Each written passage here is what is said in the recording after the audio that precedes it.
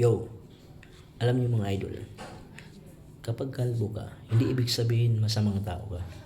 Kasi sinasabi nila, pag ang isang tao kalbo, masamang tao daw. Mali yan mga idol. Mali yan. Hindi ibig sabihin, pag ang tao kalbo, masamang tao na. Ha? Kaya tanungin niyo ba tong kaibigan ko?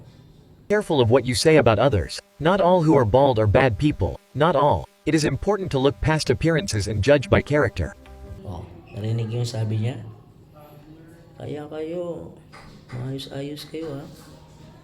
Hindi porkit kalbo, masamang tao.